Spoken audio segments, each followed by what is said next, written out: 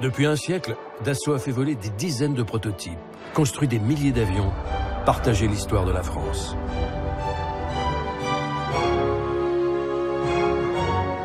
Dassault, c'est l'héritage d'une personnalité hors du commun. Comment cet homme discret, presque timide, est-il devenu meneur d'hommes, ingénieur visionnaire, géant de l'aviation?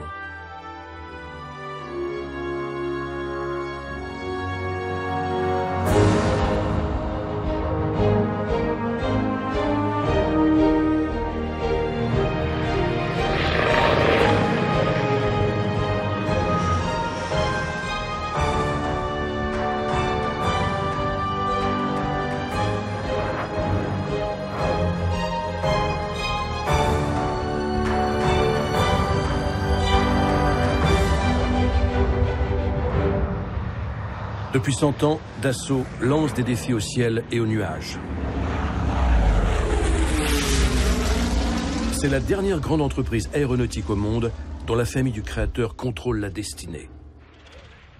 Louis Blériot, Gaston Caudron, Louis Breguet, Gabriel Voisin, tous ces noms de constructeurs et pionniers ont aujourd'hui disparu. Dassault est toujours là.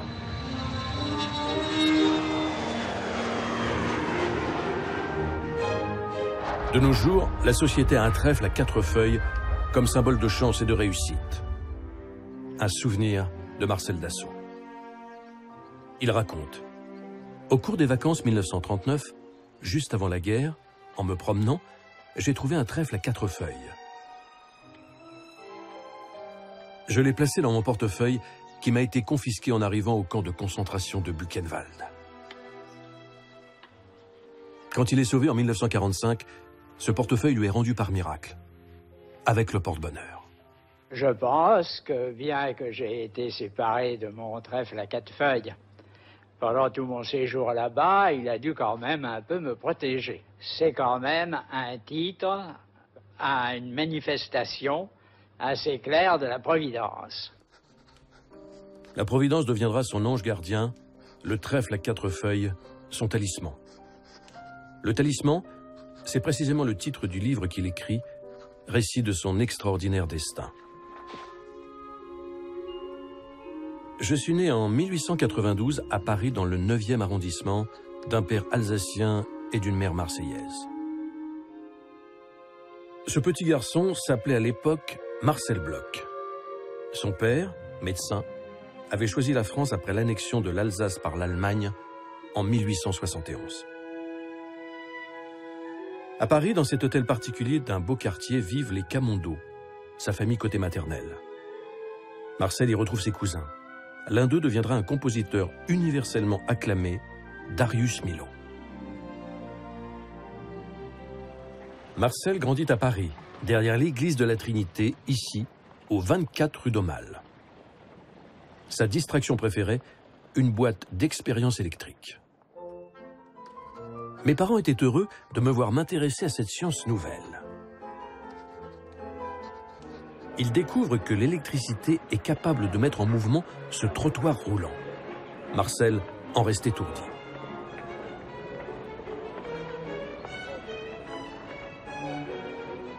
En ce début de siècle, l'électricité révolutionne tout.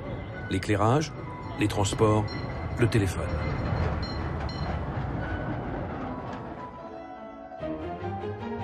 À 15 ans, Marcel en vient à imaginer un moyen d'enregistrer la voix à partir de champs magnétiques. Principe visionnaire qui préfigure de 30 ans le magnétophone.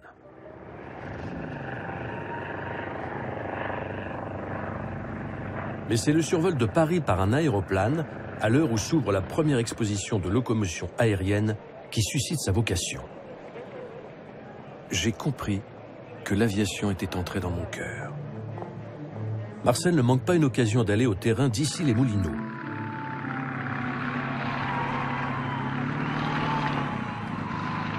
Il se passionne pour les pionniers de l'aviation, les Farman, Santos Dumont. Il suit la compétition qui oppose Latam et Blériot.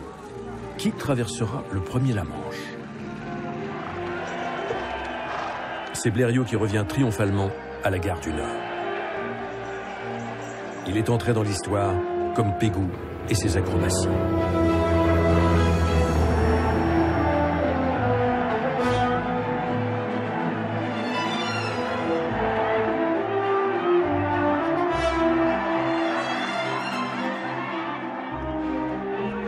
Cette conquête du ciel fascine Marcel. Après son diplôme d'ingénieur en électricité, il s'inscrit en 1912 à la Nouvelle École supérieure d'aéronautique, d'où il sort diplômé.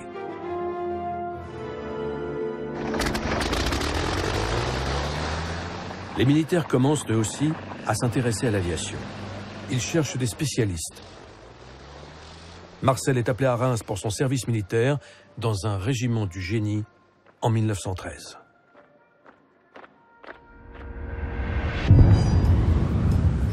Lorsqu'éclate la guerre, Marcel est affecté au laboratoire aéronautique de Chalais-Meudon. En 1915, il y rencontre un certain Henri Potez, dont il devient l'ami. Leur mission, normaliser la construction des caudrons G3. Marcel réceptionne aussi les avions pour évaluer les performances des appareils livrés à l'armée.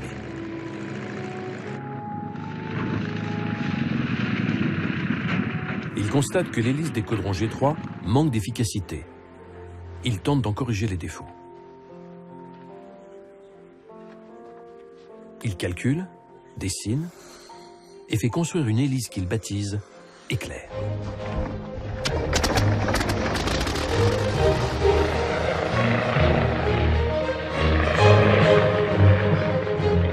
Et c'est concluant. Les performances du caudron sont nettement améliorées. Du jour au lendemain, il se retrouve fournisseur de l'armée et devient l'un des premiers fabricants d'hélices en France, associé à son ami Potez. Des centaines d'avions français et alliés en sont équipés. Guynemer lui-même, las aux 53 victoires, fait mention des qualités de l'hélice Éclair au général Franchet d'Épéret, venu le décorer.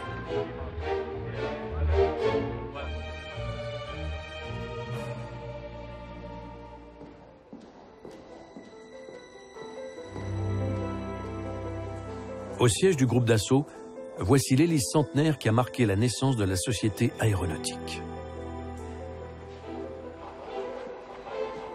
Les bénéfices de cette hélice, Marcel les investit dans son premier avion. Il écrit « J'avais constaté à l'époque qu'il n'y avait pas de biplace de chasse de valeur.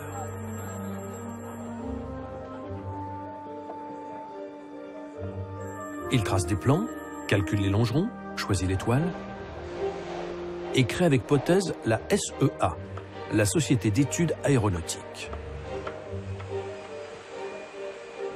Il recrute Gustave Douchy, un as de la guerre, comme pilote d'essai. Le premier vol de leur SEA-4 est un succès. L'avion est retenu par l'armée qui en commande 1000. J'avais 26 ans et Potez 27 à cette époque. C'était un assez beau début. Mais ils ne livreront que 115 appareils. L'armistice met fin à la guerre, à la commande de l'armée et à leur entreprise.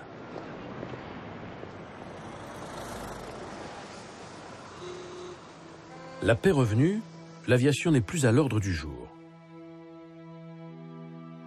Lorsque Marcel présente des projets, rappelle son fils Serge Dassault, le ministère répond qu'il n'en est plus question.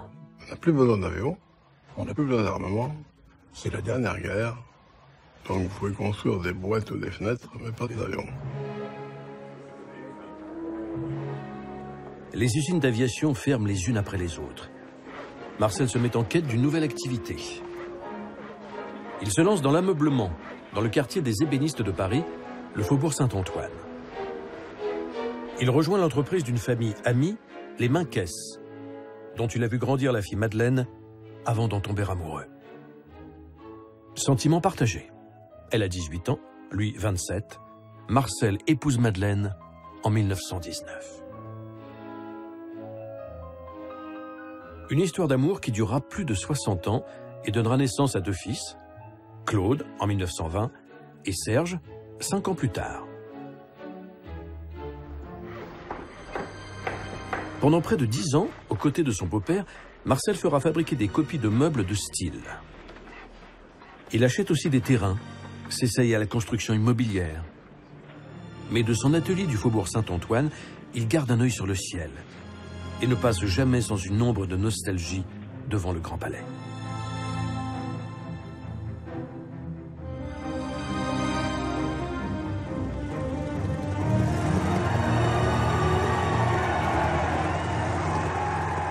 La presse célèbre les grands raids, la naissance des premières lignes, l'aéropostale. La vie de Marcel va changer ce soir de 1927 où il se précipite à l'aéroport du Bourget. Je vis arriver Lindbergh. Il venait de traverser l'Atlantique. J'ai compris que quelque chose avait changé et que l'aviation civile allait naître. Le Spirit of Saint-Louis, l'appareil de Lindbergh, m'a ramené à l'aviation.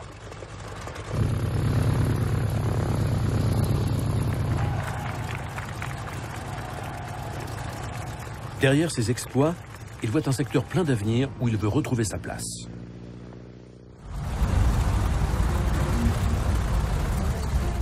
Quelques mois plus tard, Marcel peut admirer ce Junkers de 14 tonnes capable d'emporter 40 passagers. Les Anglais, de leur côté, construisent un hydravion géant pour tenter de traverser l'Atlantique. Américains et Italiens déploient leurs escadrilles. Le ministre de l'Air, Laurent Hénac, veut combler le retard de la France en matière aéronautique. Et pour le ministre de l'Air, une joie grande d'associer le gouvernement de la République. Marcel Bloch vend son affaire de meubles et monte un bureau d'études. Il répond à la demande d'un prototype destiné à la Poste, un trimoteur entièrement métallique, le MB-60.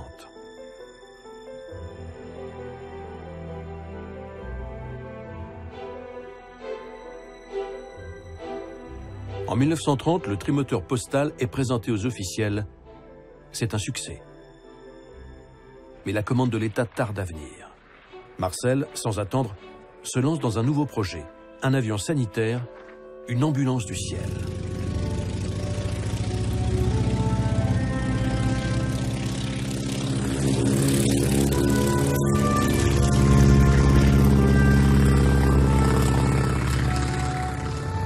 Six mois lui suffisent pour le construire et le faire voler.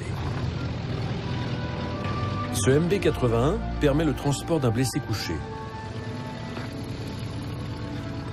Marcel a pris des risques et engagé ses biens pour financer le développement de ce nouvel appareil. Il est payé en retour. L'État commande 20 exemplaires de ce MB-81 pour secourir les blessés dans des régions difficiles d'accès.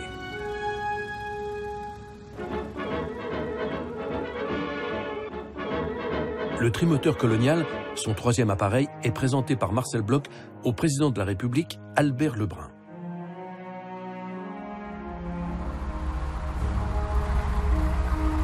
Ses concurrents notent qu'il a habilement revu et corrigé son trimoteur postal pour le rendre capable d'emporter 10 passagers.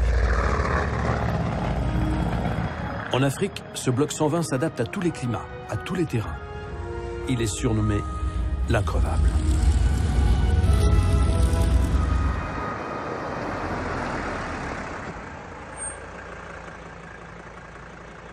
Au 14e salon de l'aviation, Marcel Bloch figure déjà en bonne place entre Caudron et Breguet, à côté de son ami Potez. Il a rattrapé le temps perdu. Beaucoup s'étonnent même de le voir devenu, en si peu de temps, le deuxième constructeur français.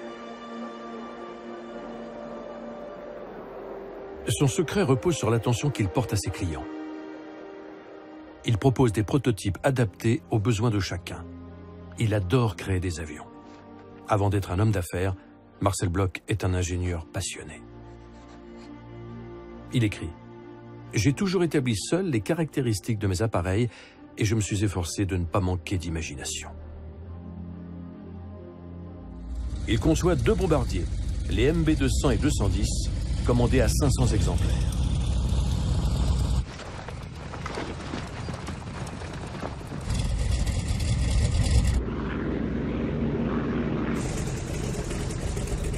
Après avoir gagné la confiance de l'armée de l'air, il devient avec son MB-220 l'un des principaux fournisseurs de la nouvelle compagnie Air France.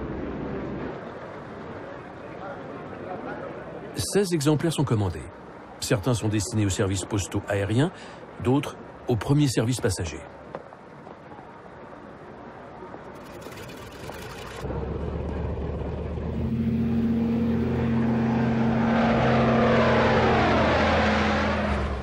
Ces Paris-Londres sur bloc 220 sont alors réservés à une clientèle de privilégiés qui se déplace à 360 km/h.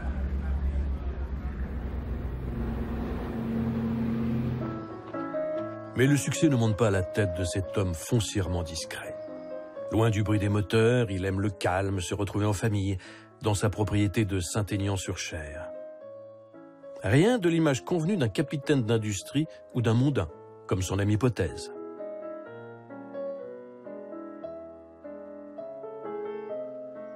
Il cultive le mystère, il fuit les curieux et leurs questions.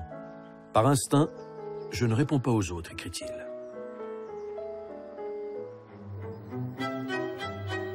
Il n'y a que dans ses films d'amateurs tournés alors par son fils Serge que son personnage si réservé apparaît sous un jour inattendu.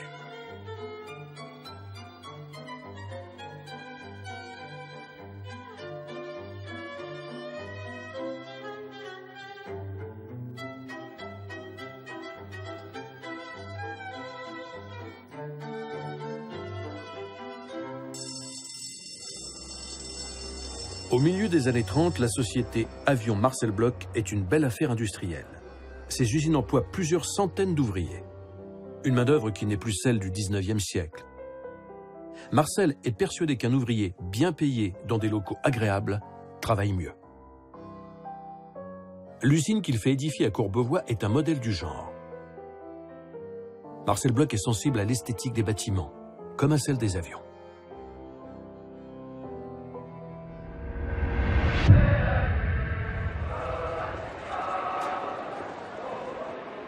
« 1936, effervescence sociale, grève. Les 700 employés de Marcel Bloch à Courbevoie occupent l'usine. Ils réclament le relèvement des salaires et une convention collective. Marcel, patron de Progrès, est partagé. Finalement, il négocie. Il avait déjà accordé à son personnel une semaine de congés payés. Il leur offre alors 20% des bénéfices. Il m'avait répondu, vous êtes bien gentil, mais nous ne voulons pas collaborer avec le patronat. Notre souhait, c'est que l'usine nous appartienne un jour, et comme vous êtes un bon patron, on vous prendra comme directeur. A-t-il pris la menace au sérieux? Marcel, de tendance radicale socialiste, soutient à l'époque le programme du Front populaire. Ce programme est un programme excellent. Il faut bien se dire qu'autrefois, les ouvriers n'avaient pas de vacances. Quand ils étaient malades, on ne sait pas comment ils se soignaient. Quand ils étaient vieux, si leurs enfants ne s'occupaient pas d'eux, ils mouraient de faim. Mais le programme du Front populaire prévoit aussi de nationaliser l'armement. Et par conséquent, l'industrie aéronautique. Le ministre de l'Air, Pierre Cotte, doit non seulement indemniser Marcel Bloch, mais aussi trouver un administrateur pour son entreprise. Finalement, qui de mieux que Marcel Bloch? Marcel accepte de diriger la SNCaso, la Société nationale de construction aéronautique du Sud-Ouest, qui absorbe ces usines. En marge de cette activité, l'État l'autorise à créer un bureau d'études indépendant, la Société anonyme des avions Marcel Bloch. Finalement, cette nationalisation que Marcel avait redoutée ne se révèle pas être une si mauvaise affaire. Pourtant, une série de turbulences l'attend.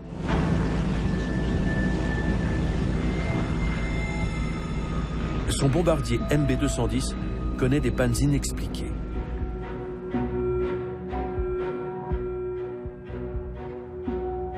Trois accidents successifs le font interdire de vol en 1937. Marcel Bloch a beau expliquer que les moteurs qu'achète la SNCaso ne sont pas toujours fiables, la presse l'ignore. Il est tenu pour responsable. Le moteur n'est pas fabriqué par Marcel Bloch. Et les problèmes que vont rencontrer les bombardiers Bloch de cette époque, les mêmes problèmes qu'ont les bombardiers Potez et les bombardiers Breguet, c'est que nous avons de mauvais moteurs à l'époque. Notre aviation est-elle à la hauteur de ses rivales? S'interroge le gouvernement français et les observateurs étrangers.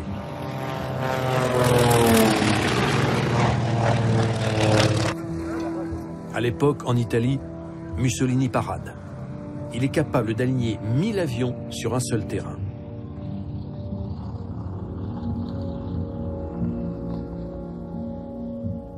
En Allemagne, Hitler viole le traité de Versailles et lance ses fabrications d'avions à un rythme de guerre.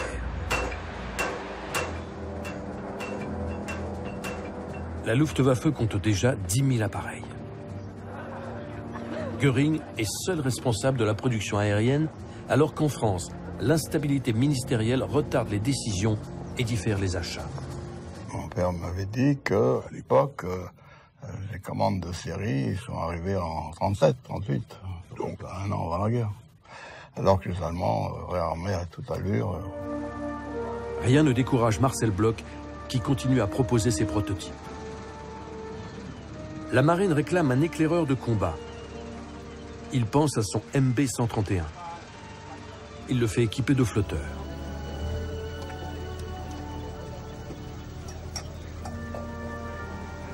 L'armée changera d'avis et cet hydravion ne connaîtra pas de lendemain. Mais entre 1930 et 1940, Marcel Bloch, à lui seul, va construire près de 1800 appareils pour la France.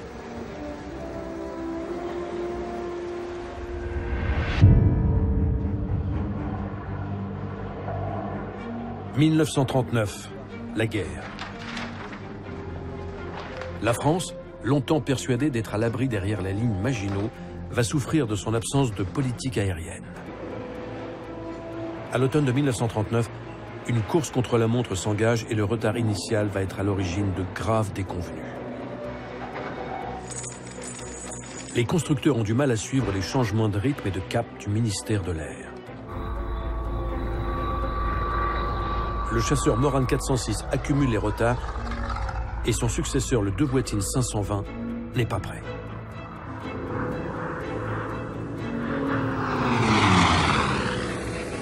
Il faudrait augmenter la production des chasseurs Bloch 152. Pour rattraper le temps perdu, Marcel Bloch procède à des embauches massives à la SN Caso. Parfois au prix de malfaçons. Certains avions ne sont pas au point lorsqu'ils arrivent en escadrille. Marcel Bloch est tenu pour responsable. Il doit donner sa démission de la SN Caso. Alors oui, c'est vrai que les avions Bloch ont connu des problèmes. Le drame dans cette histoire-là, c'est que tous les industriels sont dans le même cas. Il suffit de regarder les archives. Ils ont tous les mêmes problèmes. Seulement, on n'en parle que d'un seul. Et il est juif, qu'est-ce que je vous dise? À cette époque-là, c'est haro sur lui, le pauvre. Hein.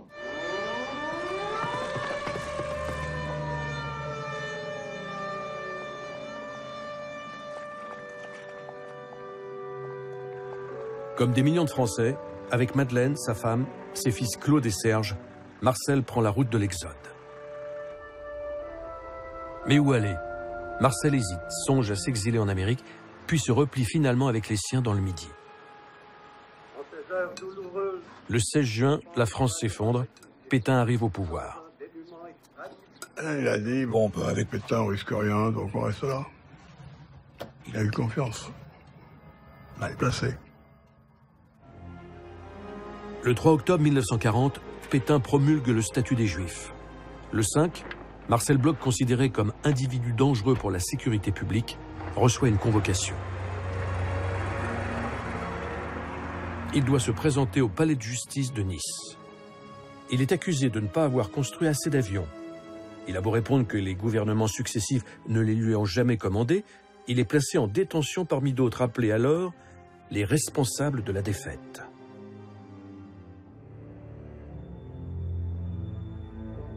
Les journaux de la collaboration qui mènent campagne contre le juif Bloch exultent et se félicitent d'avoir été à l'origine de cette arrestation.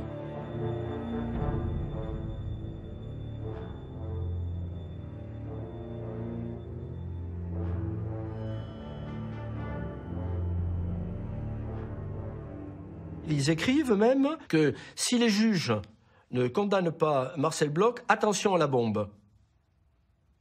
Des menaces d'attentat contre les juges s'ils ne punissent pas. Quant à Bloch, il faut le pendre à une corde. Enfin, je veux dire, c'est inouï, hein, ce qui s'écrit. Son frère René Bloch, célèbre chirurgien, est arrêté à son tour. Il est accusé d'avoir osé porter ses décorations militaires avec l'étoile jaune.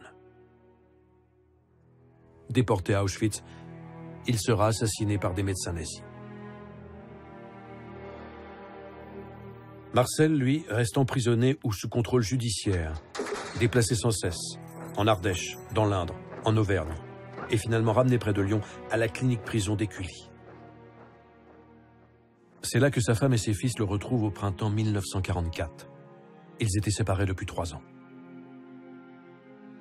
Mais quelques jours plus tard, la clinique est encerclée au petit matin. Tout d'un coup, on vous frappe à la porte, un grand coup de botte, et on vous dit en allemand, Raus, Schnell, police allemande. C'est au fort Montluc à Lyon que Marcel, Madeleine, Claude et Serge sont internés. Les Allemands ont choisi de tous les arrêter pour obliger Marcel Bloch à travailler pour eux.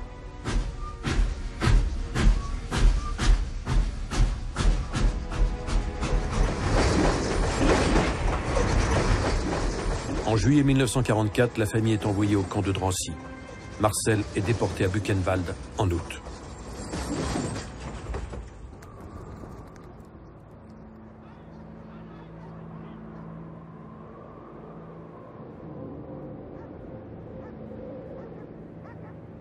Cette détention est un nouveau moyen de pression.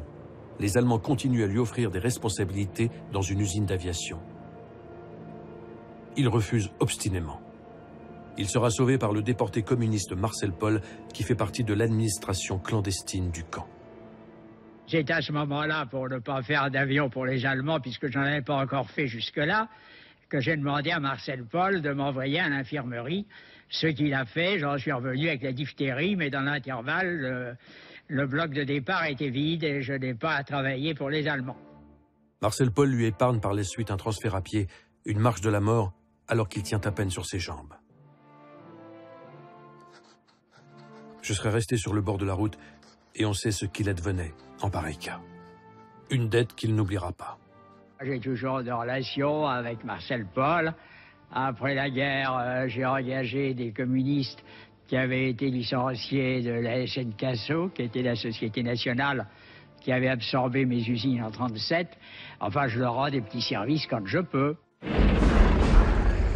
Août 1944. Les Alliés approchent de Paris. Comme des centaines d'internés, le matin du 18 août, Serge découvre que leurs gardiens se sont enfuis. Ils sont libres.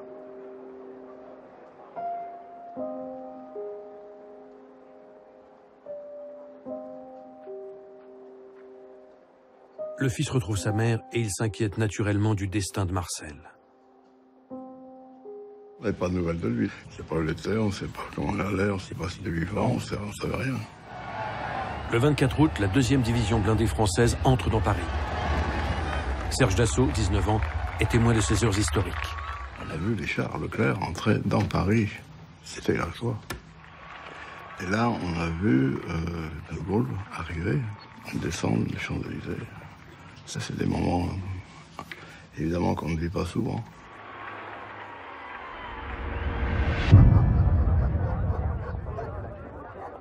« 11 avril 1945. Libération de Buchenwald. Marcel Bloch est rapatrié à Paris, malade, très affaibli.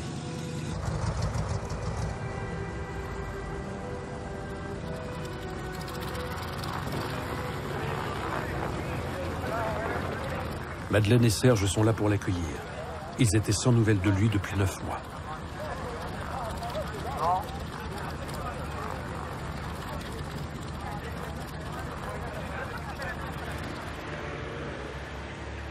Dans le taxi qui les ramène chez eux, Marcel revient parmi les siens. Tout d'un coup, il s'est tourné vers moi, il m'a dit « Alors, tu fais quoi ?» Alors je lui dis « Je suis en préparation de grandes écoles. » Il m'a dit « Ah, c'est bien, c'est tout. » Il n'a pas dit un mot de Buchenwald, il s'est pas plaint, il n'a pas un mot. Pour lui, le passé n'existait plus. Et c'est l'avenir qui l'intéressait. Il a toujours été comme ça. La situation que retrouve Marcel Bloch en France est à l'image du ministère de l'Air, sans dessus dessous. Une administration qui s'efforce d'effacer la présence de l'occupant et d'oublier la collaboration. Le pays a besoin de renouveau, Marcel Bloch aussi.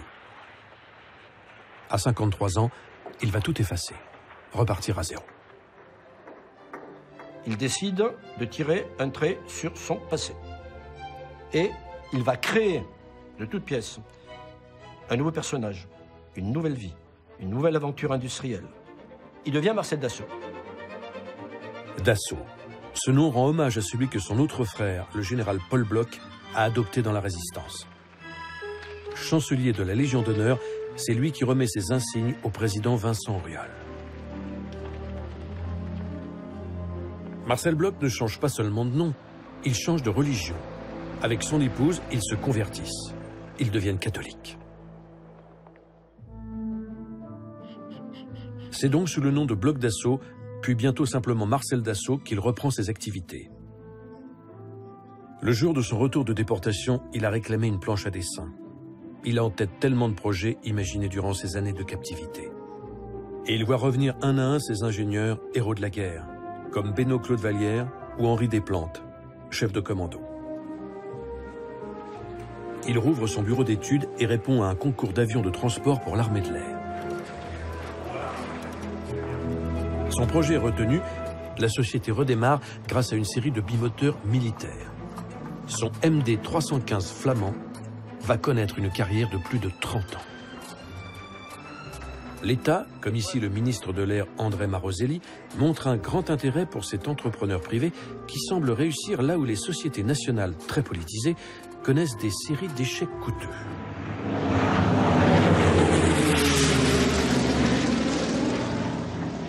Ce choix du Flamand, qui voit préférer un constructeur privé à une entreprise nationale, déclenche une polémique à gauche.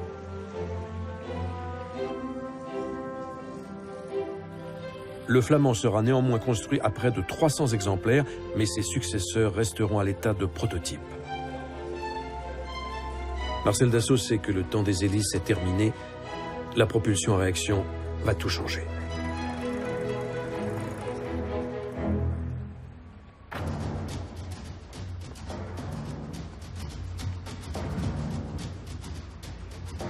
À cette époque, Serge Dassault vient de réussir le concours de Polytechnique et il est fier d'endosser l'uniforme prestigieux. Il intègre la promotion 1946 avec le grade d'aspirant. Passionné de mécanique, il veut être ingénieur en aéronautique. « Je ne peux pas me montrer indigne de mon père », dit-il. Pourtant, à 20 ans, il lui arrive de se coucher tard. Marcel a l'impression que son fils relâche ses efforts. Il le recadre d'une phrase sèche. Il m'a mis une petite lettre sur mon bureau en disant « Attention, chez moi, je ne prends que les bons ingénieurs et pas les mauvais. » Marcel Dassault. Il s'embarrassait pas de formules de politesse.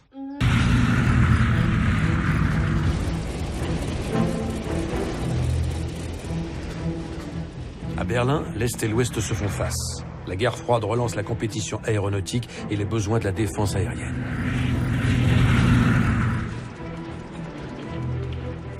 L'état-major français exige un avion à réaction qui puisse faire face aux soviétiques.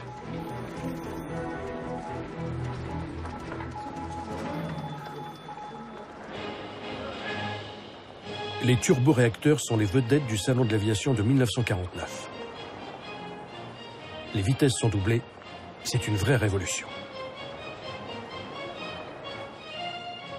Le MD 450 Ouragan sera le premier avion de combat français à réaction construit en série. Il est ici présenté par Marcel Dassault au président Vincent Auriol. L'ingénieur responsable de l'Ouragan, Jean Cabrière. Il m'a dit de commencer l'étude de l'avion et j'ai commencé tout seul. Je crois que nous n'avons jamais été beaucoup plus d'une dizaine pour dessiner cet ouragan.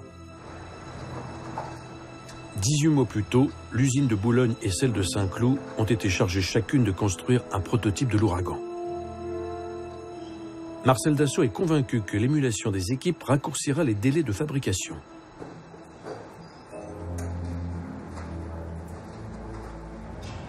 Marcel fait les navettes. Il encourage techniciens et ouvriers.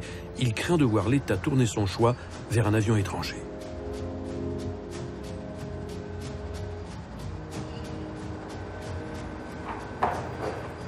C'est finalement l'ouragan de Saint-Cloud qui l'emporte.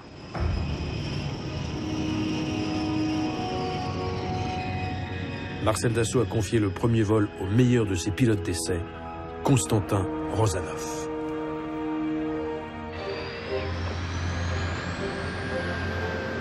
Le premier vol, ça a été le 28 février 1949.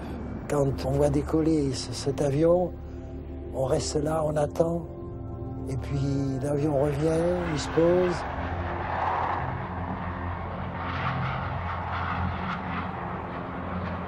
Donc le jour où le premier vol s'est bien passé, il n'y a pas de doute que pour moi, ça a été quelque chose d'extraordinaire dans ma vie. Il paraît que c'est mon épouse qui me l'a dit, moi je ne me souviens même plus. Mais il paraît que la première nuit, je l'ai réveillé toutes les 10 minutes pour lui dire « il a volé ».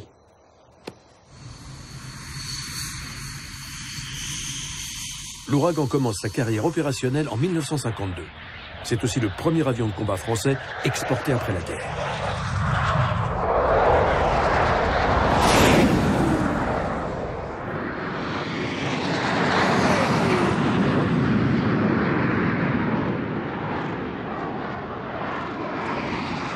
Au Salon de l'Aviation, le public mesure les progrès réalisés en si peu d'années grâce à la réaction.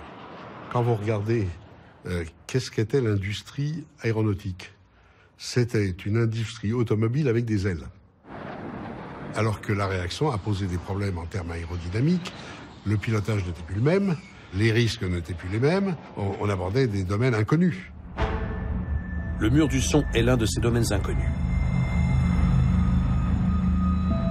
À l'époque, le rêve des constructeurs est de franchir cet obstacle mythique, voler plus vite que le son. Comme les souffleries ne permettent pas d'essai à cette vitesse, il faut lancer les pilotes au péril de leur vie. L'exploit est réalisé la première fois par l'américain Chuck Yeager avec l'avion fusée Bell X-1 largué d'un bombardier.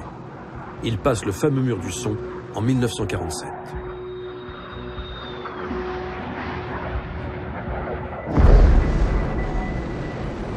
Les Anglais, les Russes ont réussi, mais les constructeurs français n'y parviennent pas.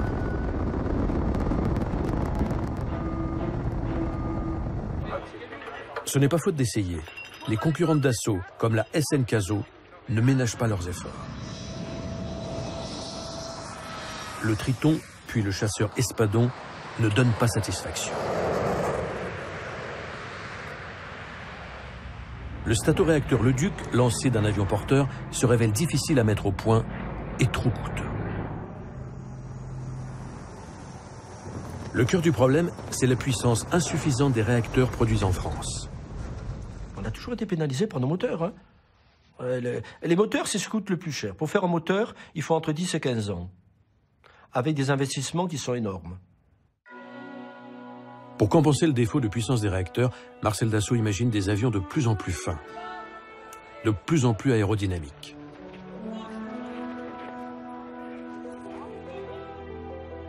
Il reprend les plans de l'Ouragan, redessine une voilure en flèche, lui donne un nouveau nom, le Mystère. Son principe, jamais de rupture. Ces avions sont issus d'un modèle plus ancien. Il retravaille, améliore. C'est ce qu'il appelle « ma politique des petits pas ». Ainsi, il modifie l'Ouragan pour le faire évoluer vers le Mystère et le Super Mystère, et l'aile Delta donnera naissance au Mirage.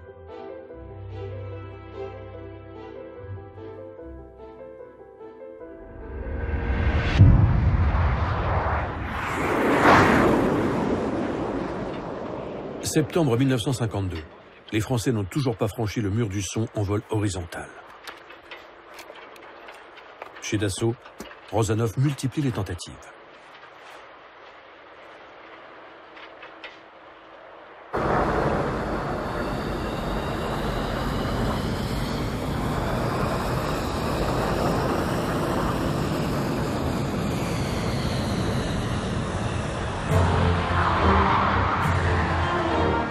Les qualités aérodynamiques du Mystère ne cessent d'être affinées. L'avion devient de plus en plus rapide, ce que note l'équipe des essais en vol. « 17 janvier 1953. À son 34e vol, Rozanov franchit le mur du son en vol horizontal.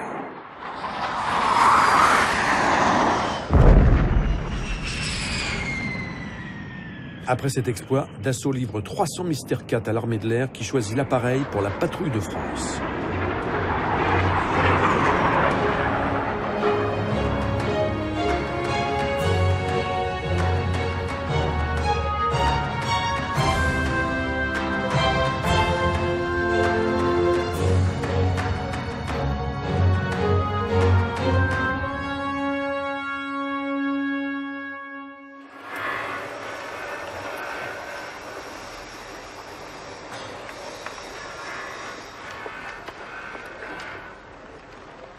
À Boulogne ou à Saint-Cloud, dans les bureaux d'études, les équipes craignent Marcel Dassault, patron compétent et exigeant, dont les visites sont redoutées. Il y avait l'ingénieur en chef, avec Marcel Dassault, qui venait et qui se faisait présenter les projets, qui critiquait, qui modifiait, etc. C'était un véritable ingénieur. Ce n'est pas seulement un capitaine d'industrie, mais c'était aussi un vrai ingénieur qui intervenait dans le dessin de l'avion. Hein. Le directeur technique Jean Cabrière se souvient de Marcel Dassault lors d'un premier vol. Il regardait tout de très près. Il allait jusqu'à voir si les lignes de rivets étaient bien posées. C'était pas un patron qui, loin de son... qui plane. Ce qui l'intéressait surtout, c'était d'interroger le pilote quand il descendait de l'avion. Parce qu'il avait peur que si on parle avec le pilote, que ce soit les ingénieurs qui donnent leur point de vue au pilote, ce qu'il voulait, c'était la première impression du pilote. Donc, en général, quand il était au terrain, il était au pied de l'échelle, quand le pilote descendait de son cockpit. Son pilote préféré, c'est Constantin Rozanoff. Un caractère trempé, un seigneur de l'air, dit de lui Serge Dassault. Il a commandé un groupe de chasse pendant la guerre. Le mur du son l'a rendu célèbre.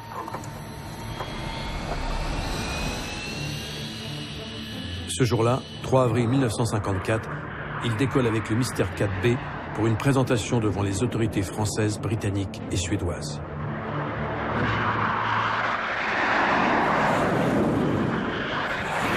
Quelques minutes plus tard, son avion se désintègre près du sol. Rozanoff disparaît en pleine gloire.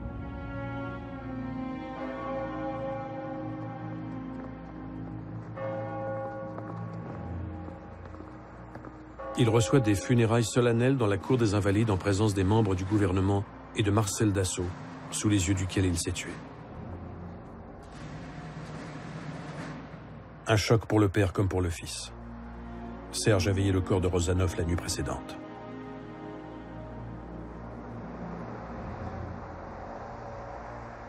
À la suite de ce drame, Serge prend personnellement la direction des essais en vol. Il redéfinit toutes les procédures de sécurité. Ces pilotes d'essai ont pour délicate mission de sortir de situations incontrôlées les nouveaux avions. Comme en témoigne l'un des plus fameux d'entre eux, Guy Mauroir. Quand on fait des essais de vrille, par exemple, les essais de vrille, on s'efforce de mettre l'avion en vrille, bien sûr. Donc là, on fait des manœuvres qui sont contrôlées. On fait faire à l'avion ce qu'on veut. Mais par contre, après, une fois que l'avion est parti en vrille, c'est un peu lui qui fait ce qu'il veut.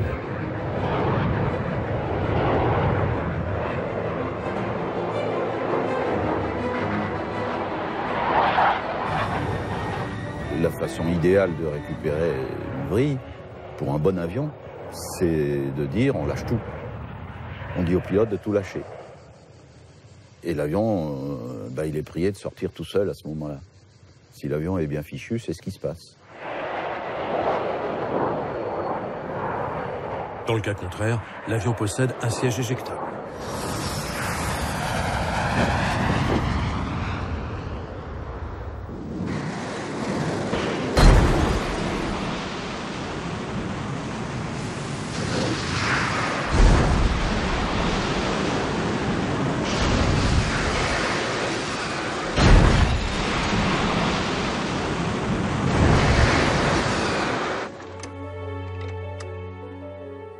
En 1954, un programme dérivé du mystère est mis à l'étude. Il est délicat à mener. L'Étendard sera le premier avion embarqué construit par Dassault.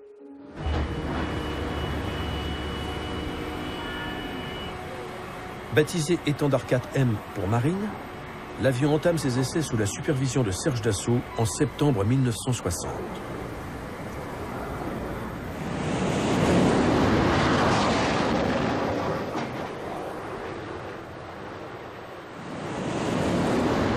Les ingénieurs ont réussi à s'adapter aux contraintes liées à l'appontage et au catapultage sur les deux nouveaux porte-avions français, le Foch et le Clémenceau.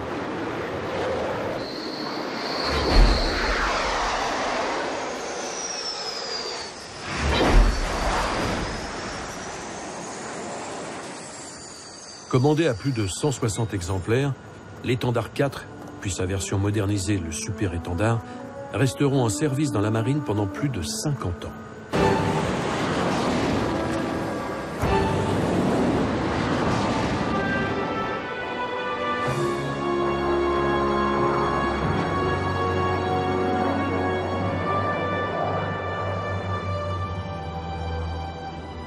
La France, absente du ciel à la Libération, est devenue en 1960 la troisième puissance aéronautique mondiale. Marcel Dassault tient une large place dans cette résurrection. De la fin de la guerre aux années 60, il a fait voler un nouvel appareil par an. Des décisions rapides, des équipes réactives et expérimentées, c'est ainsi qu'il concurrence avec succès les sociétés nationales. Et souvent, les PDG des sociétés nationales me l'ont dit, mais nous, on devait réunir le conseil d'administration. Ensuite, on devait aller au ministère, avoir l'accord du ministère, avoir l'accord de la direction générale technique. Ils perdaient du temps. Le général de Gaulle, revenu à la tête de l'État, manifeste son ambition. La France doit être indépendante. Plus question de dépendre des Américains pour le matériel. La souveraineté militaire nationale doit s'appuyer sur le savoir-faire de groupes français, comme le motoriste Snecma et surtout Dassault.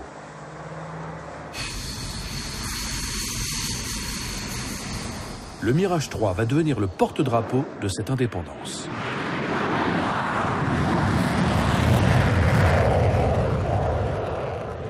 Avec son réacteur Snecma Attar et sa fusée d'appoint, le Mirage 3 développe une vitesse ascensionnelle exceptionnelle. Octobre 1958, il vole à Mach 2, 2 fois la vitesse du son. C'est une première en Europe occidentale. Dassault se hisse au niveau des constructeurs américains. Le ministère des Armées commande 100 exemplaires du Mirage 3.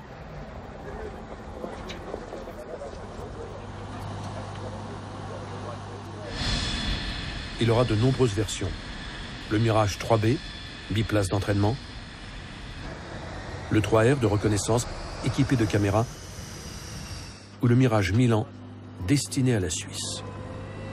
Ce Mirage reçoit cette surprenante voilure avant qui permet de raccourcir le décollage et de virer plus serré dans un pays au relief accidenté.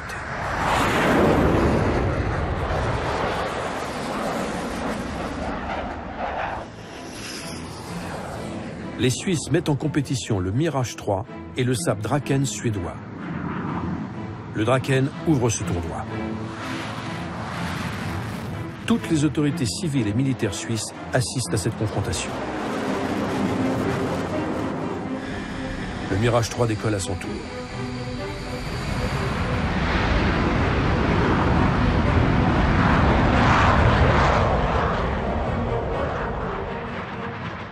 Sa virtuosité va convaincre les techniciens et les pilotes, et il sera choisi par l'état-major suisse.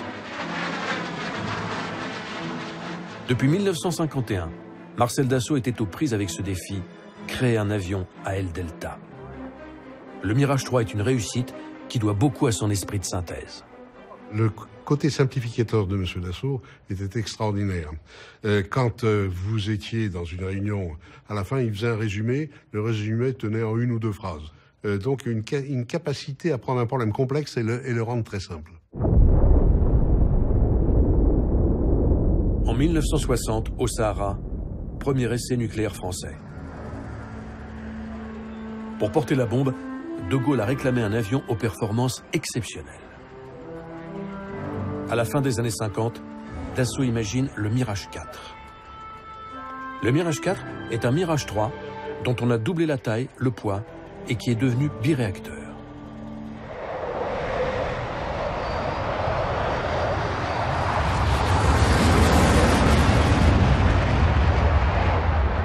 Avec son arme nucléaire sous le fuselage, l'appareil doit pouvoir voler à très haute altitude, à Mach 2, seul moyen à l'époque d'échapper à toute défense.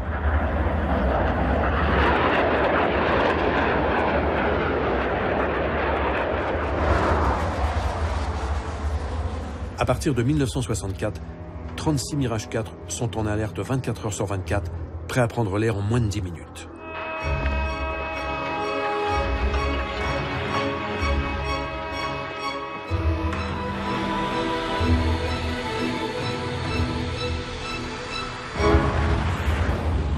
Modernisé, l'appareil restera 41 ans en service comme bombardier, puis avion de reconnaissance.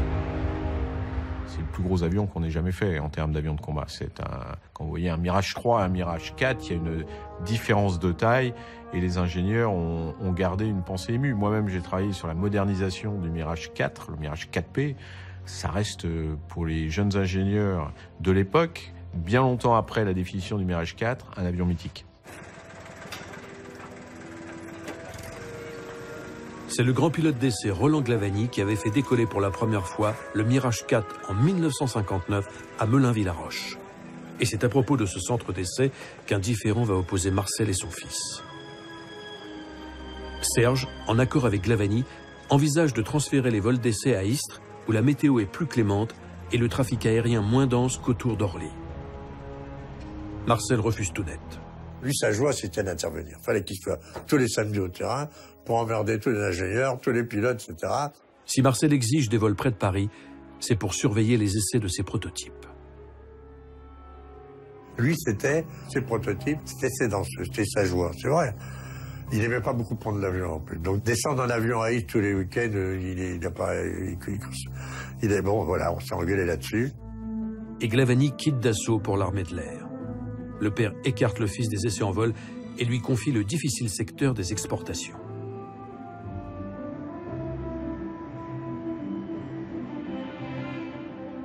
Serge Dassault veut en profiter pour faire ses preuves. Il cherche à infiltrer les chasses gardées américaines qui dominent les marchés alliés avec le F-104, le dangereux Starfighter. Je sentais, moi, qu'il y avait peut-être une possibilité là-dedans. Je savais que le F-104 n'était pas bon. Il y avait pas mal d'accidents. Son père émet des doutes sur ce projet. Serge insiste, plaide en faveur de son idée. Il m'a dit, vas-y si ça t'amuse. C'est amusant. Quelques semaines après l'offensive commerciale de son fils, les Australiens débarquent en France. Ils commandent 100 Mirage 3. Damer le pion au constructeur militaire américain n'est pas une mince victoire pour Dassault.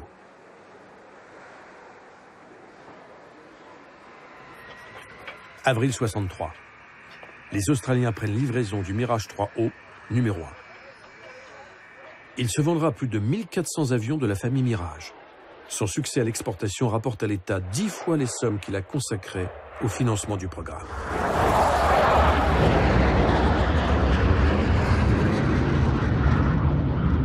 Finalement, au début des années 60, le monde de la politique et celui de l'aviation doivent admettre que Dassault est le meilleur du point de vue militaire.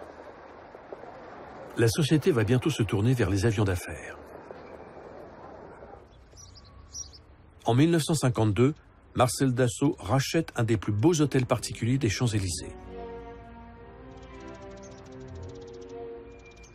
Dans cette ancienne propriété du duc de Morny, le demi-frère de Napoléon III, il installe le siège du groupe Dassault.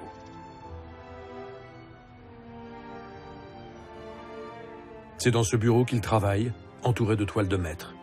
Il aime la peinture. Tout jeune, il avait hésité entre l'aviation et les beaux-arts.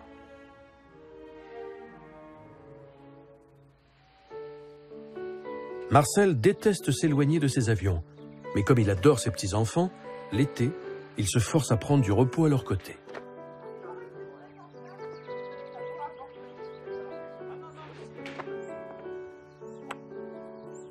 Olivier, Laurent, Thierry et Marie-Hélène appellent affectueusement leur grand-père Coco. Ils s'étonnent de le voir toujours emmitouflé, même en plein été. Marcel Dassault souffre d'hypothermie.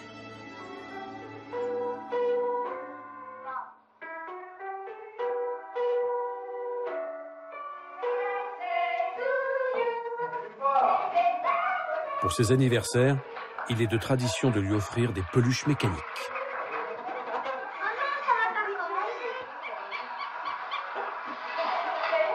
Ensuite, rien ne lui fait plus plaisir qu'une fable par sa petite fille. Un agneau se désaltérait dans le courant du nom de un loup sur Vataja qui cherche cette aventure et que la fin en fait... Dans le talisman, il écrit « Sur une île déserte, j'emporterai les fables de La Fontaine. On y trouve tout. » Sa morale préférée est celle du meunier. Qu'on me blâme ou qu'on me loue, je ne vais en faire qu'à ma tête. Ce pourrait être sa devise. Madeleine, sa femme, a pris l'habitude de ne pas le contrarier. Elle est la personne à laquelle il tient le plus au monde. Ils vivent dans la plus grande discrétion. Mais leur couple va brusquement se retrouver à la une des journaux en 1964. C'est devant son domicile parisien que la femme du constructeur d'avions Marcel Dassault a été enlevée en pleine nuit, malgré la présence de son mari et de son chauffeur. Une demande de rançon est adressée à Marcel. La captivité de Madeleine ne durera que 34 heures et les ravisseurs seront arrêtés.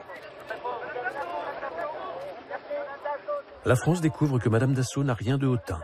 Elle reste simple et légère, malgré le drame qu'elle vient de vivre. Ils vous ont expliqué pourquoi ils vous avaient enlevé? Oh, très vaguement. Ils m'ont dit, vous savez, on a besoin d'argent, tout ça. J'ai dit, mais ça ne m'intéresse pas, je ne veux pas le savoir. Et vous, sur le moment de l'enlèvement et quand vous êtes réveillé dans cette maison, qu'avez-vous pensé? Ben, j'ai dit, c'est plutôt ennuyeux. Qu'est-ce que ça va donner? Combien de temps je vais rester? Alors, ils ont voulu me rassurer. Ils m'ont dit, vous savez, vous sortirez lundi ou mardi, ne vous inquiétez pas, on vous fera pas de mal. Enfin, ils m'ont un petit peu rassurée. Mais j'étais très inquiète pour mon mari.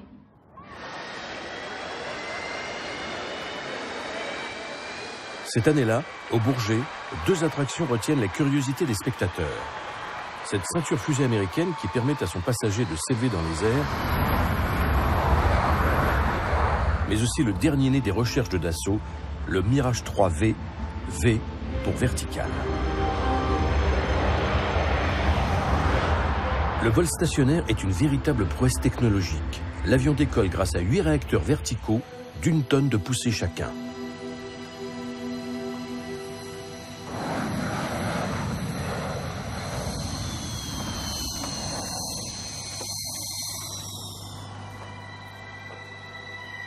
C'est le 18 octobre 1963 qu'avait eu lieu le premier vol.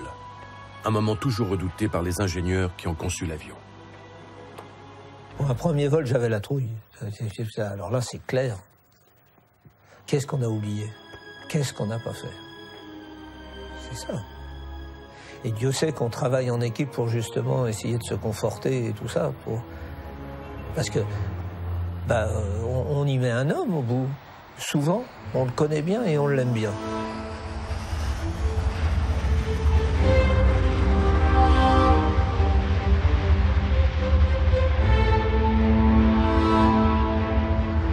Le vol vertical répondait à une demande des militaires qui voulaient s'affranchir des pistes d'envol jugées trop vulnérables.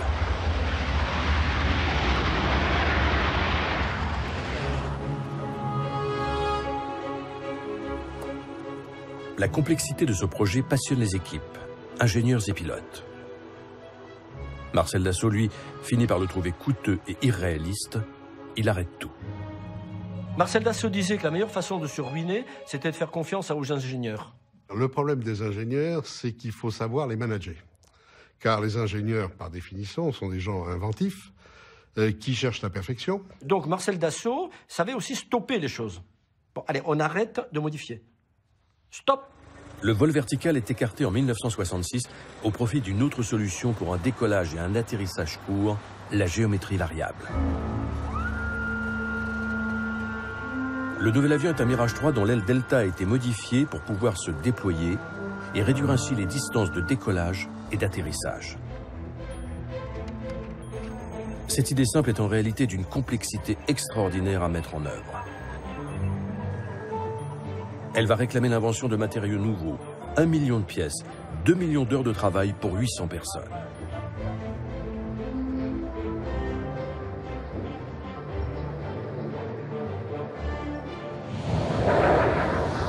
Novembre 1967, le Mirage G, comme géométrie variable, décolle pour la première fois.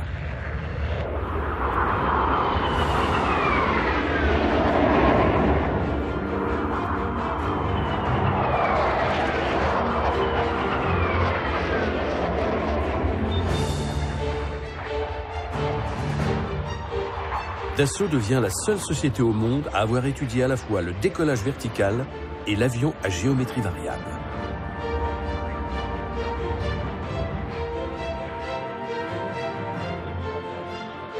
Rapide comme une flèche, il se pose comme une fleur. dit la publicité du Mirage G. Jugé finalement trop coûteux par l'armée de l'air, il ne sera jamais commandé en série. Mais il servira au Mirage F1, dont la voilure en flèche va remplacer l'aile Delta du Mirage 3. Le F1 en devient plus performant que son prédécesseur.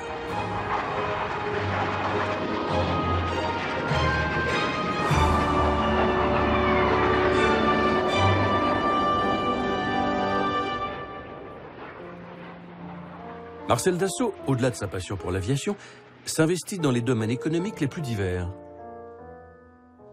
Il crée l'immobilière Dassault, ouvre la Banque commerciale de Paris et s'offre un grand cru dans le Bordelais qu'il baptise Château Dassault. Il cherche aussi à diffuser ses idées politiques libérales. Il fonde Semaine de France. Le magazine ne connaît pas le succès. Toujours pragmatique, il écrit « Pour qu'un journal politique ait de l'influence, il faut qu'il soit lu. Et pour qu'il soit lu, il ne faut pas parler de politique. » Il conclut « Je fais l'hebdomadaire de la vie en rose pour les braves gens et les midinettes. » C'est ainsi que va naître Jour de France, dont il fixe la ligne éditoriale. Le principe de Jour de France, c'est de ne jamais dire de mal de personne. Alors, dans la rédaction, la première chose, c'est la maquette du journal. C'est moi qui le fais. J'ai refait récemment la mise en page de la télévision, justement. Je choisis les romans. Comme un roman dure 6 mois, 1 an, une fois que j'ai choisi, je suis tranquille. Nous avons également les dessins humoristiques. J'ai choisi les dessinateurs. Parmi d'autres, je les ai orientés. Alors nous arrivons à la mode. Alors on me montre les photos avec les mannequins et les vêtements. Et je les choisis. Les mannequins sont quelquefois bien, quelquefois mal. Alors je dis ceux que je préfère. Lui, dans ses revues, il s'est dit, c'est pas les journaux et c'est pas les revues qui manquent, hein, dans lesquelles il n'y a que des choses horribles à lire là-dedans. Moi, je vais en faire un charmant.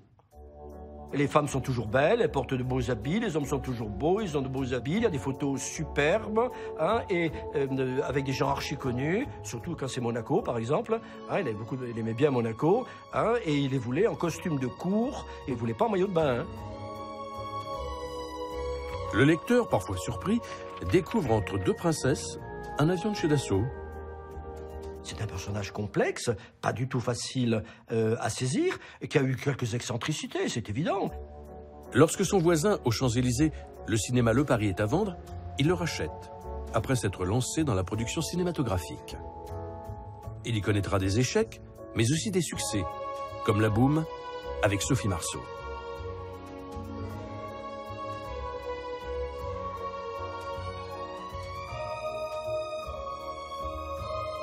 Cet homme discret se retrouve ainsi sous les projecteurs du tout Paris.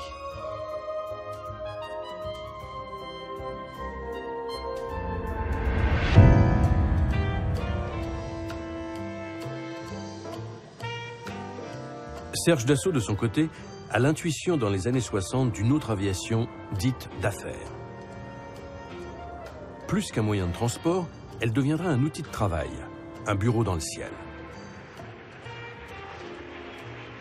Il réussit à convaincre son père, qui préparait un biréacteur militaire, de le transformer en avion civil capable d'emporter 10 passagers à 950 km/h. Dassault se lance donc dans la fabrication sur ses fonds propres du Mystère 20.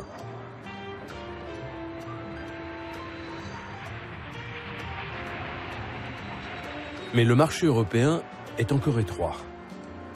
Serge, convaincu du potentiel de cet avion, part pour les États-Unis. Il sait que les grands patrons américains cherchent à s'affranchir des rigidités des compagnies aériennes, de leurs destinations et de leurs horaires. À Pittsburgh, il a emporté une maquette du Mystère 20. Il parvient à intéresser des investisseurs américains. Quelques mois plus tard, une délégation américaine menée par le légendaire Charles Lindbergh vient à Mérignac voir le prototype de l'avion. Adopté par le marché américain, le Mystère 20 sera rebaptisé le Falcon. 4 ans plus tard, une cérémonie présidée par le PDG de Dassault, Benoît Claude Vallière, marque la livraison du 100e Falcon à la compagnie aérienne américaine, alors si puissante, la Pan Am. Aux États-Unis, le transporteur FedEx démarre ses activités à partir d'une flotte de Falcon équipée en cargo aérien de nuit. Marcel Dassault martèle: en aviation, il y a une règle d'or. La haute performance est toujours payante. Il invente le slogan du Falcon: le roi des avions, l'avion des présidents. Cet appareil est le fondateur d'une dynastie chez Dassault, la famille des Falcon.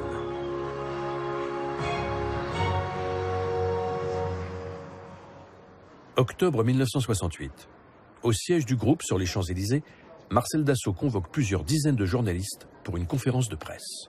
Nous allons réaliser un avion de transport dénommé Mercure, qui est un moyen courrier, un court courrier biréacteur de 130 places. Marcel Dassault a suggéré aux milieux officiels de donner un successeur à la célèbre Caravelle de Sud Aviation, qui commence à perdre des marchés au profit du Boeing 737 américain.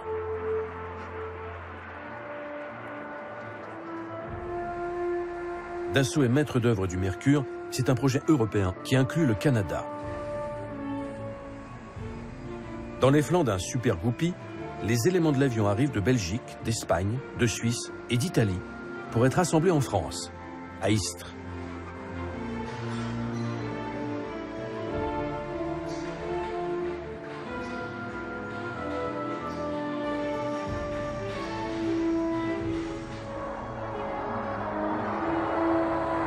Dès ses premiers essais en 1971, le Mercure révèle d'excellentes qualités de vol.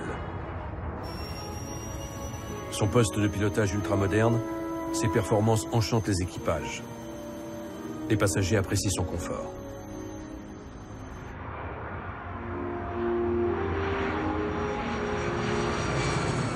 « 10 appareils sont mis en service par Air Inter en 1974.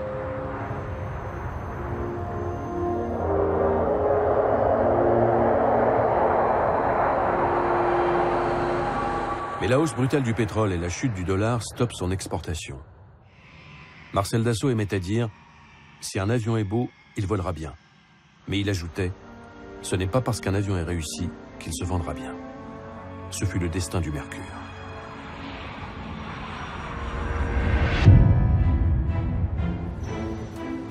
Le milieu des années 70, avec le choc pétrolier, la fin des 30 Glorieuses, la mise à l'écart du marché du siècle du Mirage F1 par des pays européens membres de l'OTAN, est une période difficile pour la société.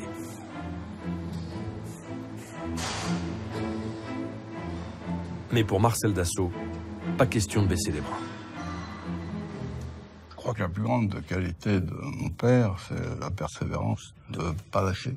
Ah, il a une volonté de faire. Je dirais que c'est la seule personne que j'ai connue où vous sentiez la volonté, quasi physiquement. De ne pas lâcher, de continuer jusqu'à ce que ça marche. Une innovation majeure, les commandes de vol électrique viennent d'apparaître sur le F-16 américain. Marcel Dassault veut faire mieux avec son nouveau projet, le Mirage 2000. C'est un avion qui va marquer la fin d'une époque, celle de la règle à calcul. L'informatique révolutionne l'aviation.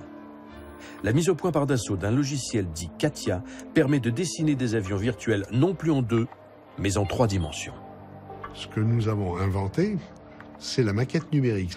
Et donc, nous avons supprimé les prototypes et nous sommes passés directement, donc tous, avec ces outils, au prototype virtuel. Un programme mis en service à la fin de 1975 permet à un ingénieur de dessiner des pièces et de les faire fabriquer dans le même temps par des machines à commande numériques.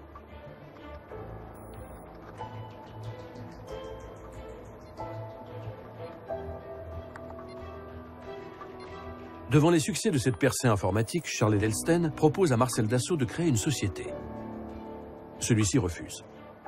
Marcel Dassault me dit « Bon, vous allez faire faillite, vous allez encore avoir des ingénieurs qui vont vous entraîner à la faillite, etc. » Alors je dis « Vous voulez ou vous voulez pas ?» Il dit « Oh non, ça m'embête, non, je veux pas. Si vous permettez, je vais la créer moi-même. » Il me dit « Vous n'avez pas l'argent. » Je dis, si, je vais le trouver, je vais mettre un peu d'argent, puis j'irai voir les banquiers, je trouvais de l'argent. Bon, allez, combien vous voulez? Bon, et puis, c'est comme ça qu'on a créé Dassault Systèmes. Aujourd'hui, Dassault Systèmes est leader mondial et compte 190 000 clients. La société crée des logiciels non seulement pour dessiner des avions, mais pour imaginer aussi des villes du futur. Elle modélise la vie de demain. Et devant le logiciel CATIA, Marcel ne sera pas le dernier à s'étonner. Ce que vous voyez sur l'écran est là. C'est rentré dans l'ordinateur qui a fait le programme pour une machine-outil qui a fait la même chose en 4 jours, alors qu'autrement il fallait 2 mois. CATIA permet de passer plus vite de l'idée de l'ingénieur à l'avion lui-même. Les commandes de vol électriques autorisent un retour à la voilure Delta du Mirage 3 grâce à la stabilisation artificielle. Les pilotes d'essai réduisent les risques du premier vol en travaillant en amont sur un simulateur. Oui. Bien, vous pouvez faire de la profondeur, s'il vous plaît. Ok, ça répond. Le Mirage 2000, avion intelligent, apporte une véritable rupture en matière de pilotage. C'est l'ère des avions conçus pour que le pilote se consacre entièrement à sa mission sans avoir à surveiller ses instruments de bord.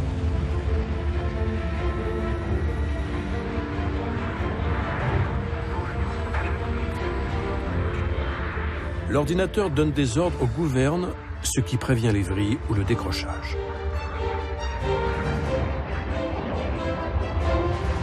Le Mirage 2000 devient un des rares chasseurs capables de rivaliser avec les meilleurs appareils américains ou russes. Dassault tient toujours tête aux géants internationaux. Le Mirage 2000 entre en service en 1984 dans l'armée de l'air, dont il deviendra le chasseur standard.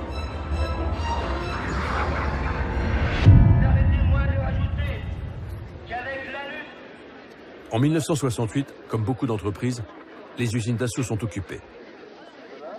Les syndicats et le Parti communiste réclament la nationalisation de Dassault. Ils dénoncent Marcel, qualifié de « patron le plus riche de France ».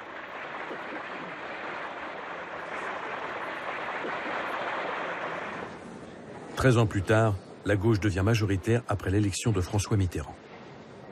Ironie de l'histoire, c'est Marcel Dassault, député depuis 1951, qui préside la première séance en tant que doyen.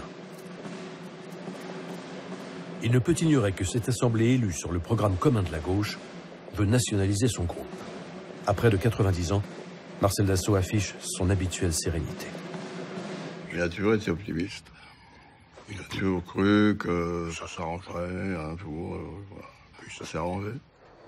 En effet, le principe d'une nationalisation brutale est écarté par le président de la République. François Mitterrand s'était rendu compte que c'était un des fleurons de l'industrie, que si on la nationalisait, il y a plein d'ingénieurs qui ils avaient des propositions américaines de partir à l'étranger ou autre, et qu'on n'avait pas les dirigeants pour les remplacer, et bien on risquait de couler l'industrie aéronautique militaire française. Mitterrand cherche une solution, c'est finalement Marcel Dassault qui la trouve. Ce que Marcel Dassault a proposé, ça a été de faire cadeau d'une partie du capital et en contrepartie, nous gardions le management de l'entreprise. Car Marcel Dassault tenait beaucoup plus au management de son entreprise qu'à son capital. Abandonner ses usines et ses bureaux d'études, il n'en est pas question. Évoquer sa succession l'irrite. Je crois qu'il n'y a rien de plus mauvais pour quelqu'un que de prendre sa retraite, parce que ça le change de vie et ça lui montre qu'il est devenu vieux, alors qu'en continuant à travailler, on ne se rend compte de rien.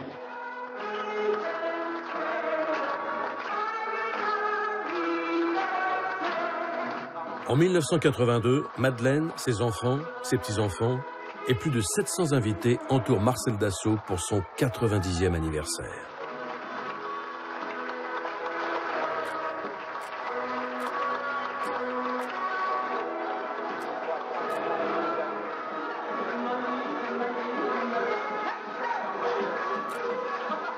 Il aura encore le temps, 4 ans plus tard, de découvrir sa dernière œuvre, le Rafale.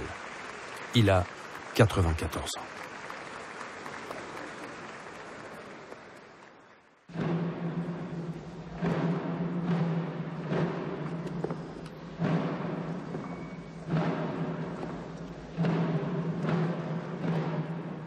Marcel Dassault s'est éteint.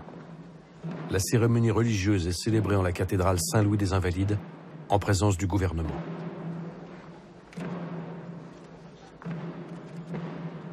Le Premier ministre Jacques Chirac prononce un hommage. La mort de Marcel Dassault, est-il besoin de le dire, fait mal à notre pays dont il fut l'un des plus grands et des plus prestigieux enfants.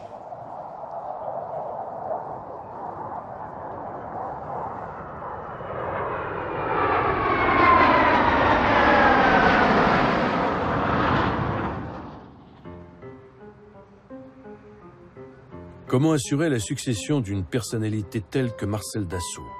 D'autant qu'en 1986, Benoît-Claude Vallière, président historique du groupe, se retire. Qui va diriger Dassault après la mort de son fondateur? Il n'avait pas dit, c'est mon fils Serge qui va prendre la suite. Il n'a rien dit. Si Serge est l'héritier de son père, il n'en est pas pour autant son successeur naturel à la tête du groupe. Son franc-parler lui a valu des ennemis jusqu'au sein du gouvernement. Mais en octobre 1986, dans un climat tendu et contre toute attente, Serge Dassault est nommé PDG.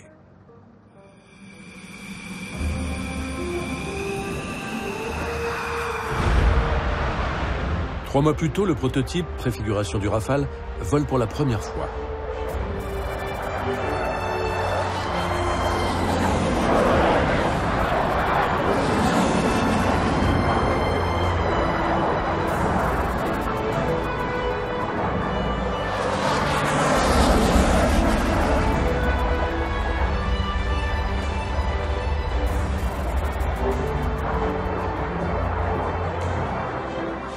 Ce premier vol, c'est l'occasion pour le grand public de faire la connaissance de Serge Dassault. L'avenir de cet avion sera fantastique parce que c'est un avion qui pourra remplacer tous les autres. Et c'est un avion qui, aujourd'hui, n'a pas d'équivalent dans le monde. Serge Dassault est d'autant plus satisfait que le Rafale a plusieurs longueurs d'avance sur l'avion européen Eurofighter, son concurrent. Une version du Rafale est déjà en préparation pour la marine.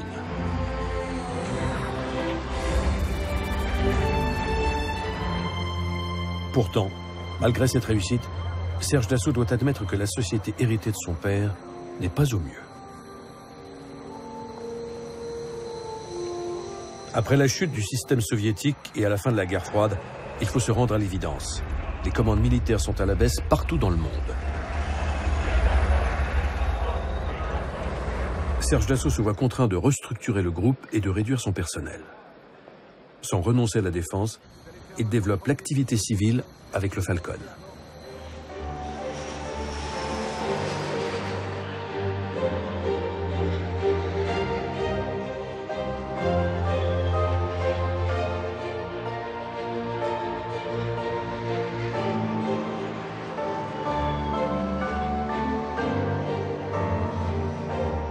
Les Falcons.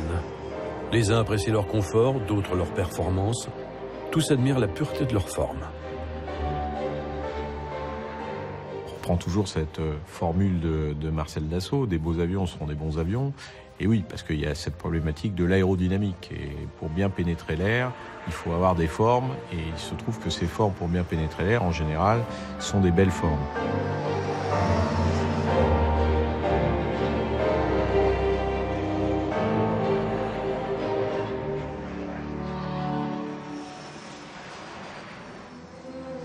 Si la nomination de Serge Dassault à la tête de son groupe a été si disputée, c'est qu'au début des années 90, le gouvernement de Jacques Chirac tente de fusionner les principaux acteurs de l'aéronautique française.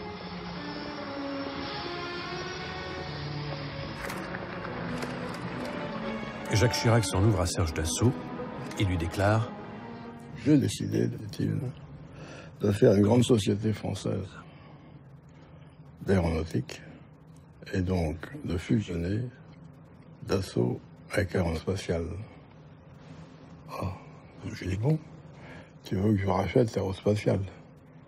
Il dit non, c'est Aérospatiale qui va te racheter. Mais tu me nationalises? Oui. Nous avons résisté pendant 14 ou 15 mois. Et au bout de 15 mois, il y a eu la dissolution de l'Assemblée et nous avons été dénationalisés par les socialistes. Ce que, avant, certains pouvaient rêver, peut-être rêvent encore, c'est de croire que parce que l'État sera actionnaire de la société, les produits seront meilleurs. Mais la démonstration de 100 ans de Dassault, c'est le contraire. Ça, c'est des stupides, des politiques qui connaissent rien aux industries et qui croient que plus on est gros, plus on est efficace, plus on est puissant, plus on est ceci, plus on est cela, ce qui est complètement idiot.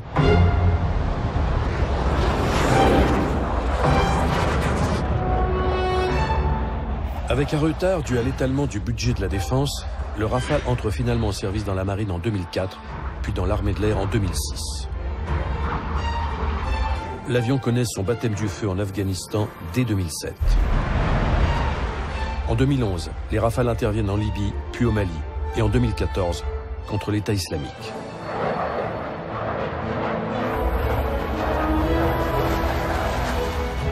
Le marché s'ouvre pour cet avion en avance sur son temps qui remplace en France 7 types d'appareils différents.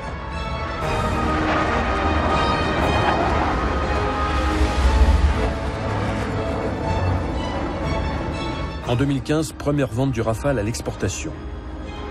Après l'Égypte, c'est le Qatar qui s'en porte acquéreur. Puis l'Inde en 2016. Je tenais à venir ici à Mérignac pour saluer un succès, celui du Rafale. C'est le succès d'une industrie, l'aéronautique, d'un groupe, le groupe Dassault. En 2009, Dassault est entré au capital de Thales, le constructeur chargé de fournir au Rafale son équipement électronique ultra sophistiqué. Une technologie de pointe présente du cockpit au radar, des systèmes de navigation à ceux de défense et qui représente près du tiers de la valeur de l'avion.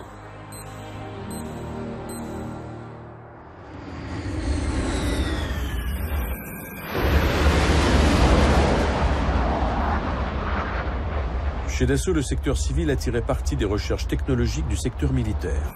De son côté, la branche militaire a été soutenue par la réussite commerciale de la gamme Falcon.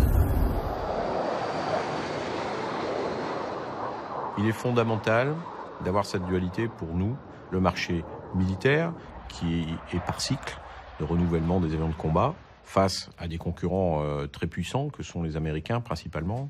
Et d'autre part, le marché civil des Falcon, quand l'économie va bien, on vend. Quand l'économie va moins bien, les sociétés investissent moins et elles achètent moins d'avions d'affaires. Bordeaux-Mérignac, le Falcon 8X est présenté officiellement.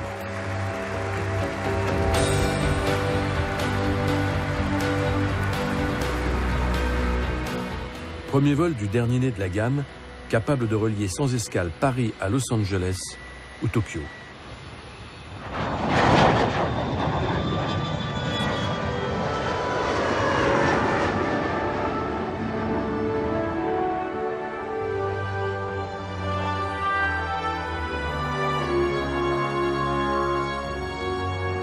On croit que les ordinateurs font tout. Non, il y a une appréhension avant le premier vol. Tout est calculé, mais quand même, c'est la première fois qu'ils volent. Donc c'est cette émotion empreinte toujours d'une certaine inquiétude avant le premier vol qui fait que quand un premier vol est réussi, on est soulagé, fier et toujours passionné par ce métier de l'aéronautique.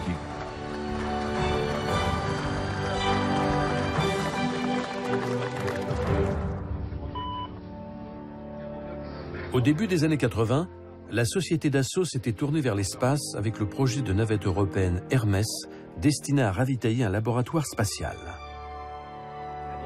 Ce fut l'occasion pour Olivier Dassault de demander à son grand-père comment il imaginait les avions du futur. Dans l'avenir, certainement, il y aura des avions sans pilote et il sera facile, grâce à une centrale à inertie et un calculateur, de régler les commandes d'un avion pour qu'il atterrisse n'importe où à des milliers de kilomètres. Et l'avenir lui a donné raison. Au début des années 2000, Dassault Aviation se lance dans l'étude d'avions de combat sans pilote. Sous l'impulsion de la France, 6 pays européens vont s'allier pour concevoir un drone de combat appelé Neurone.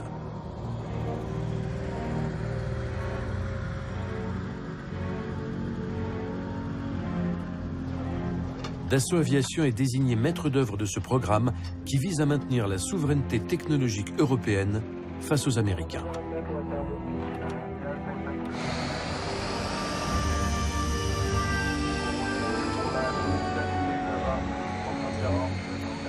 « 1er décembre 2012.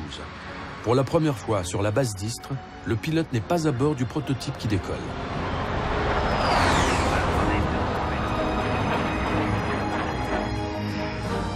L'alliance industrielle portée par Dassault Aviation a été l'une des clés du succès. «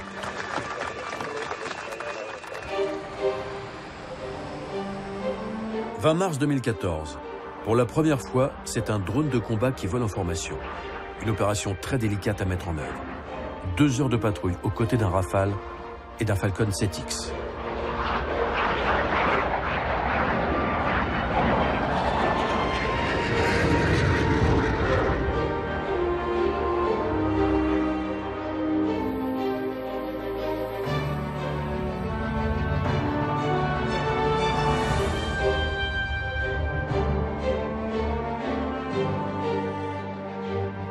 L'histoire de son premier siècle s'achève pour Dassault, alors que l'entreprise poursuit son vol vers l'avenir.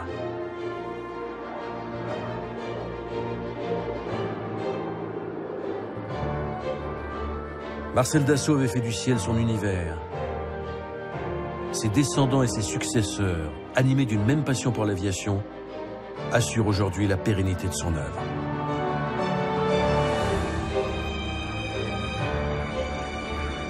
Ensemble, ils vont continuer à imaginer des avions qui voleront toujours plus loin, plus haut, plus vite, qui voleront au-delà de l'horizon des hommes.